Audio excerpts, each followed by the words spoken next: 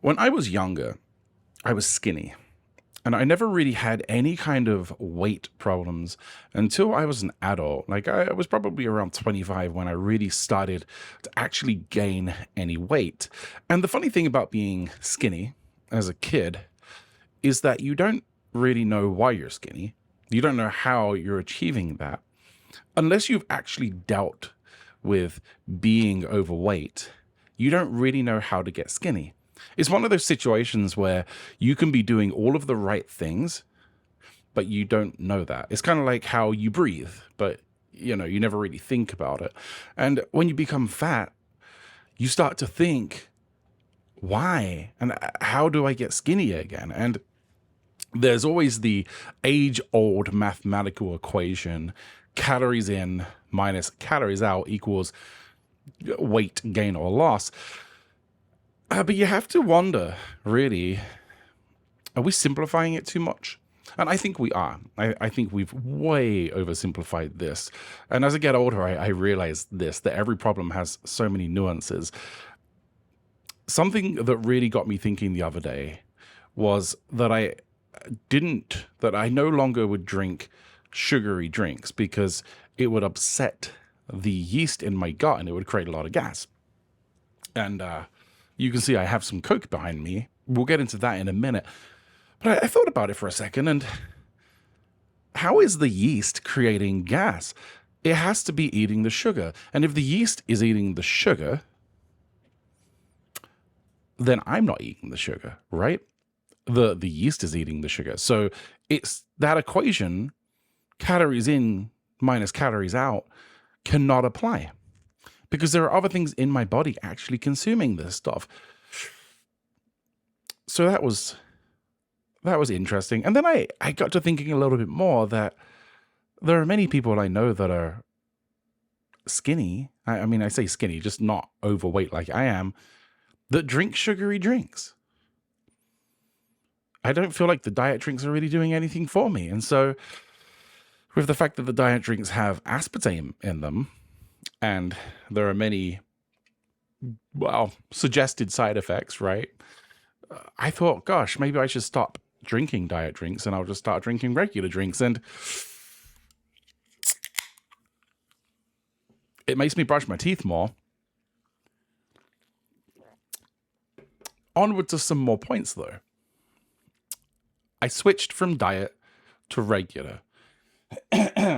And I feel a lot more energetic. And it has sugar in it, so that kind of makes sense. But I feel more energetic in the way that I'm just getting a lot more stuff done. There are many projects that I've been working on around the house that were really stuck that are now progressing. Is it just a coincidence? I don't know. I don't know, but I feel as though, for example, on the weekend, I got up really early and I couldn't stay in bed. I just had to get up. And that's the opposite to normal for me. And so I think there's something to that. But just yesterday, I was watching a doctor's video on YouTube, and he started talking about how to avoid overeating. And one of the things he was talking about was the lack of nutrients in food. And this has always seemed odd to me when people talk about this stuff, because I've taken blood tests, and anytime I take blood tests, they're just like, yeah, everything looks good. I mean, your cholesterol doesn't look so good, but you're good on the iron, you're good on the vitamins and all of that. So in my head, I'm thinking, cool, I'm fine then, right? Well, kind of. Sometimes I just binge eat. And so I probably do have the vitamins and all the things that I need. But I think that I'm getting them the wrong way.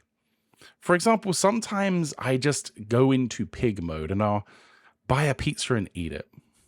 Like a whole pizza, like a big pizza, right? Not a small pizza, like a big one. Something that no single human should ever eat. And that's not good. Sometimes I make a bunch of sandwiches, way more sandwiches than I should. Like something that should be a snack ends up being 600 to 800 calories, and I eat it. And, I always feel like absolute crap afterwards. And I don't mean crap like physically. I mean crap like emotionally, like what is wrong with me? You know, when you're driving your vehicle and you just go somewhere to buy food that you don't want to do it, but your body's going to take you there anyway. The complete lack of self-control.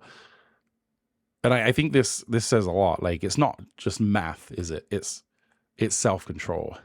And if your body dies, no amount of self-control is going to stop it from dying because it's a machine. And this really got me to thinking. I may very well have all the nutrients and vitamins and things that I need, but those things are coming from the food that I'm eating. And if the food that I'm eating has very small quantities of the things that I need, then I'm going to have to eat a lot of that food to get what I need. For example, if I need 10 grams of sodium, that's probably way off.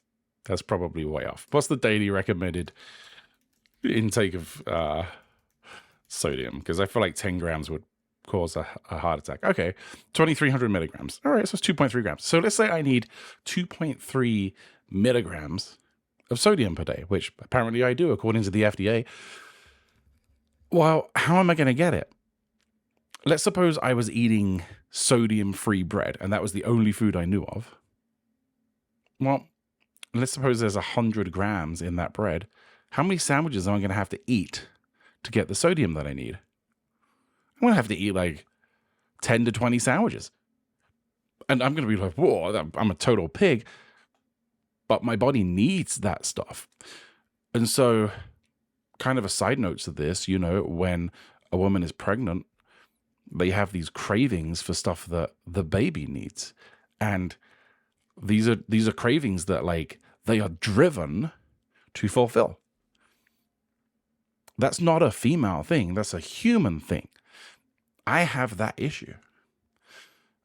And it's all kind of clicking together in my head.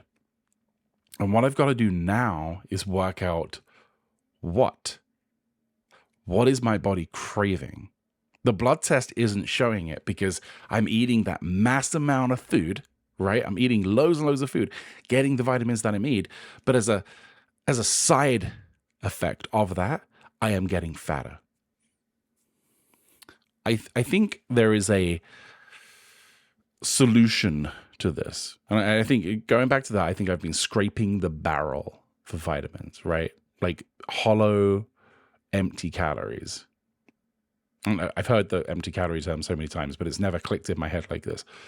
I think the solution is to start going for foods that I know are going to give me rich doses of vitamins. And in this doctor's video, maybe I'll link to it in the description in case anybody wants to watch it. He mentioned that if you're craving white bread or just breads in general, that you probably are lacking in B vitamins. And so I think eggs are a good source of B vitamins. So I'm going to try using cooking those every morning and seeing if that makes any difference. But whatever I crave, I'm just going to look up the nutritional value and see, you know, what is the dose of what I'm getting there to try to figure out the puzzle. Anyway, I thought that was interesting. If you have any thoughts, leave them in the comments. And I'll let you know what changes I make in the future. Side note, everything's gone crazy. I've been doing some work with the lighting. In fact, I'll just show you guys. Well, I don't know. It's all chaos in here. And now I'm blurry. But eventually, it won't look like an electrical death trap. But bear with me. All right, see you in the next one.